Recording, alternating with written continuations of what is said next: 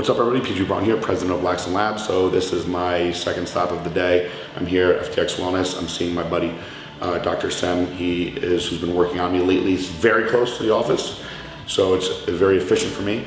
That's not why I come because it's very good, but it's also an added benefit that I really have no excuse to not get here now.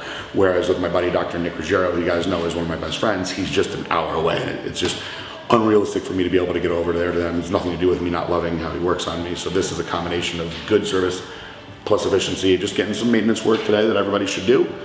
And we'll see the doctor in a second, and that's that. All right, go ahead and get face down. I'll talk as we work.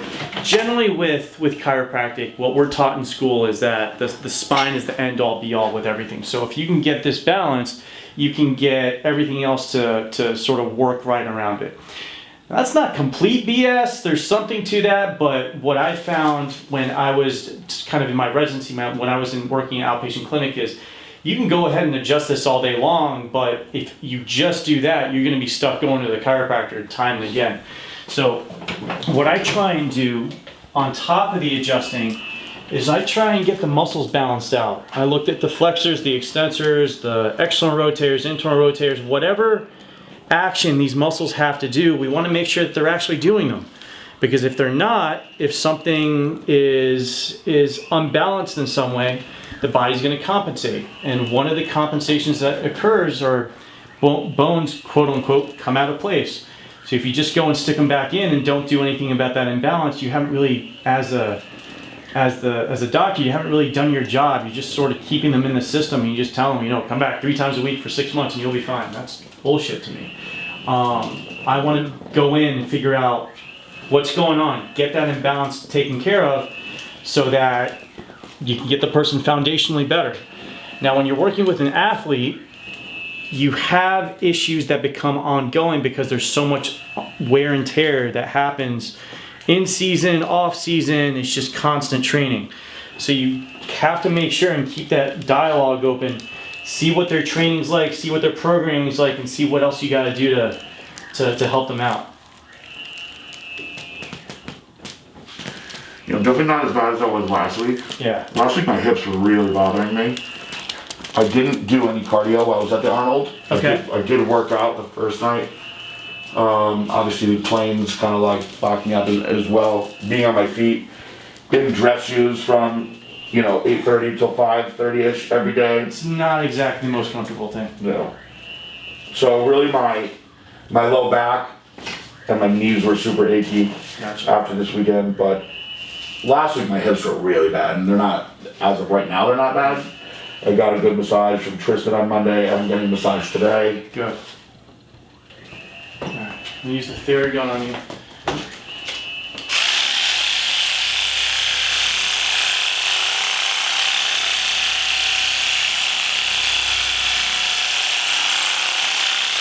How'd the Arnold go? Fantastic. Good. We were jam-packed every day. The high protein ice cream was a major success. There's a lot of buzz in the industry behind it. Yeah, I can't wait to try that. Yeah, it's really good, man. I'm pretty impressed with it. Thank you. I'll give you a taste of all the flavors. Then we have a new branch of our women's apparel that we launched. It was just a really, really good expo. It's like 12 straight Arnold. My 6th as a company owner. Before that, I was going representing other companies, and the show has grown so much. It's just madness now. It's just really insane. It's an experience. Yeah, there's no way to put it into words. For people that have never been there, we had a contest winner that we gave an all-expense paid trip to, and he was like, no shit. 2 things he said. He was like, I cannot believe how many people are here. And the other thing that he said, which I thought was all the way down. I thought it was cool, so he can go back and tell other people that are part of our ambassador program and whatnot, is he was like, you are the busiest person I've ever met. Hey, it's about balance at the end of the day.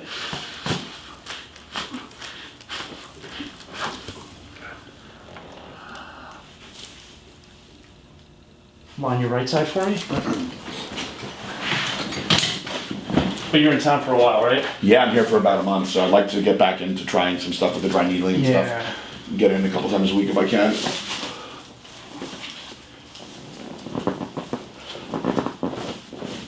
Other side? I haven't done anything to really aggravate him. but I would like to see what I can do about getting them back. 'Cause everything's really coming back now, Good. except for those two little muscles. Well, I think the other thing is consistency too. Yeah, I've been very consistent. Very, very consistent. This is the most consistent I've been in a while this year, so. It's all about that momentum that you generate. It's hard to get started, but once it's there, you can keep it up and you're starting to see the results. So that just psychologically, you want to stick with it that much more.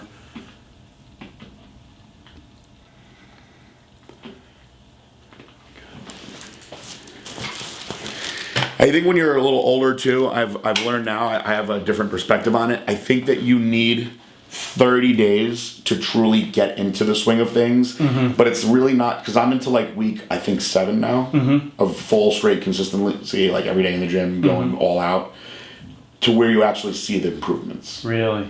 So I used to tell people, look, 2 weeks you'll be good to go. Right. So, I mean, that's the delayed gratification, right? You just can't be sitting there thinking, hey, I'm going to go to the gym a handful of times and immediately see a change anymore. For my first 30 days, I actually worked out every single day. Wow. And I just kept being like, you know what? I'm going to do a little bit more each time. And now I'm into where I'm taking some days off here and there to rest, to active recovery like I am today. But I'm still not as strong as I was. Right. My stamina isn't there. Like it takes time. You're also your own guinea pig here. Of course. You have the mindset, you have the experience from the past, but now, you're saying now that you're going through this process at this age, what's different about it this time around? And you're just going to be that's going to add to your knowledge base how you're going to help people. Yeah, and I've told people too, like back when I was in my mid-20s, especially if you were like using testosterone and things like that, I would tell people, look, take a week off, You do a show, take a couple weeks off, rest, you'll bounce back in a week or two. Right. And really, for me, the first 2 weeks, it wasn't even about working out, it was about, let's do what doesn't hurt today. Survival. Yeah, it really was. Like, I used to go into the gym and be like, I'm going to kill myself in the gym today, and now I'm like, I'm going to try to not hurt anything worse today. Well, and it's about how quickly you can bounce back, right? Right. And that's why, it's the lessons that you learn. It's almost a silver lining when you get hurt when you're younger, because then you learn, okay, I need to have this on hand, like as far as you have a good massage therapist on hand, a good chiropractor, a good PT, have a team around you that you can get to once you feel stuff, because when you're young, you can get away with a lot. You can bounce back, but especially as you get older, it's just you don't want that downtime to throw you off your schedule. Yep. And I want, like, the reason why I'm doing all these videos today is I want the younger guys to understand how important preventative stuff is too, Right. because I don't want them to be like me, where they're just falling apart at 37 years old. Exactly. I had a guy too. His name is Dr. Tom McCarroll. I haven't seen him in probably 15 years. And there was a lot of like crappier chiropractors in my area, and I don't even remember how good he was, to be completely honest, but I powerlifted with him. And what he had said, just like what you were talking about today, is he's like, look, I can adjust you every day. Right. He's like, but if you don't have somebody that's working on the muscles and imbalances, he's like, you're never gonna like get through that. That's exactly right. And so I've always looked to find like what else I can do, whether it's active release treatment or massage therapy, all these different things. Even I'll tell you right now, and I don't know yet if it's psychological, but the cryotherapy definitely helps me. Absolutely. It does. I'm just telling you, like, I go in there and I thought this was bullshit the first time I went in, but it's definitely helping the inflammation. Right. It is. There's no question it does that. The thing with cryotherapy is it's all about the timing of when it's done. Some people would be like, okay, well, let me go like the day after I train. Well, it's just not going to do all that much. If you can load it so that you basically schedule it so you can go get your workout in and immediately go and get cryo. Which is what I typically do. Best case scenario, because you build up all that inflammation from the workout, any injuries you've got, any tweaks that you're sort of training through, you go get it all cooled off, get that blood flow going again, get that healing going, soreness goes down, you recover so much faster. Yeah, and that's what I've been trying to do with it lately. Today I'm not working out, which is all recovery today. I still want to get in there just because I feel like it definitely helps my joints for sure. But what I really noticed, and this doesn't work with my schedule a lot, is if I can be one of the last sessions in there before they close, and when I work out at night, I actually sleep better those nights also. Absolutely. Yeah. Well, Doc, thank you for letting us film in here today. All right, guys, so you just saw me getting my basic lift maintenance work adjustments and work on my back. My back's been real stiff lately. I think it's more so than all the cardio that I'm doing for the BPJ than anything else, but I really think that all you guys should be doing this once a week.